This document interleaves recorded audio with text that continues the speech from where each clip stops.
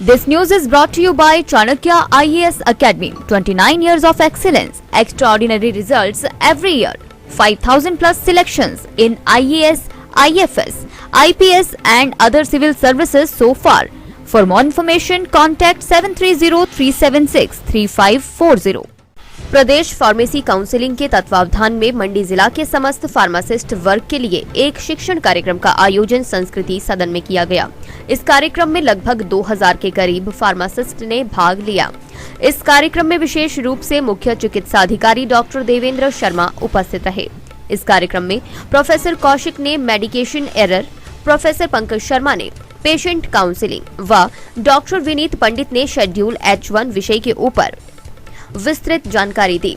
मुख्य अतिथि ने विशेष रूप से फार्मासिस्ट वर्ग का कोरोना काल में उनकी सेवाओं के लिए धन्यवाद किया। राज्य pharmacy council registrar doctor Kamlesh Nayak ने कहा कि फार्मासिस्ट स्वास्थ्य विभाग की रीढ़ हैं। Kamlesh Nayak, registrar Himachal Pradesh pharmacy council. आज हमने कंटिन्यूइंग फार्मेसी एजुकेशन का जो आयोजन है जिला मंडी के सभी फार्मासिस्ट बंधुओं के लिए यहाँ संस्कृति भवन में उसका आयोजन किया है।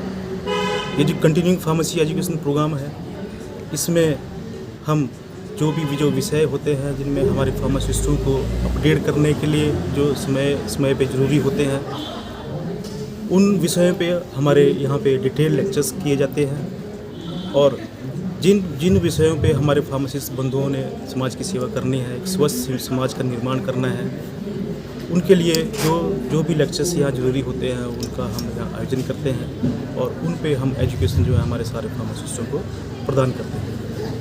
ये जो हमारे लेक्चर्स हैं आज के जो इस कार्यक्रम में जो विशेषता जो हमारे जो लेक्चर्स हैं वो शेड्यूल H1 पे हमारा फोकस है, क्योंकि शेड्यूल H1 जो ड्रग्स आती हैं उसमें हैवी एंटीबायोटिक्स, जिसमें 3rd और 4th जनरेशन के एंटीबायोटिक्स होते हैं, जो अगर इनका प्रॉपर यूज़ ना किया जाए, प्रॉपर प्रिस्क्रिप्शन ना किया जाए और उनको प्रॉपर मेडिकेशन ना किया जाए, ड्रग रेजिस्टेंस के जो इश्यूज़ हैं उनको आने का बहुत बड़ा खतरा है। क्योंकि यही एंटीबायोटिक्स हैं जो हम लास्ट मोमेंट में जिन एंटीबायोटिक्स को हम पेशेंट को देते हैं, अगर यही एंटीबायोटिक्स का ड्रग रेजिस्टेंस हो गया तो उसके बाद हमारे पास कोई ऐसी लिस्ट नहीं है जिसमें हम एमरजेंसी पेशेंट्स को दे सकें।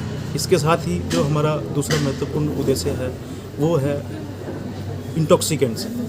इंटॉक्सिकेंट भी शेड्यूल H1 में ही आते हैं। इंटॉक्सिकेंट्स का अगर प्रॉपर यूज़ होता है तो हमारा जो समाज है वो बिल्कुल ख़राब समाज बनता है। उस जो समाज है नशे की चपेट में ना आए, इसलिए हमने सभी जनता को यहाँ पे अवेयर किया फार्मासिस्ट बंधुओं के माध्यम से कि कोई भी इंटॉक्सिकेंट्स जो हैं उसकी सेल है without prescription, without record maintenance वो बिल्कुल ना की जाए, ताकि किसी भी कोई बच्चा है या कोई ऐसा कोई इंडिविजुअल है वो इस नशे की चपेट में ना आए और हमारा जो समाज है वो बिल्कुल स्वस्थ और समृद्ध समाज।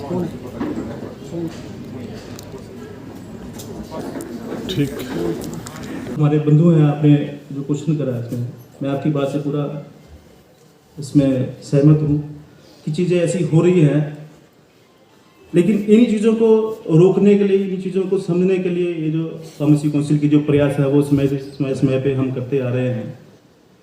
ये 2011 में जब हमने फार्मेसी काउंसिल को संभाला था, हमारे जो प्रेसिडेंट साहब थे गोपाल जी, हमारे vice president miss. Divya Himachal TV के लिए मंडी से विप्लव सिकलानी की रिपोर्ट।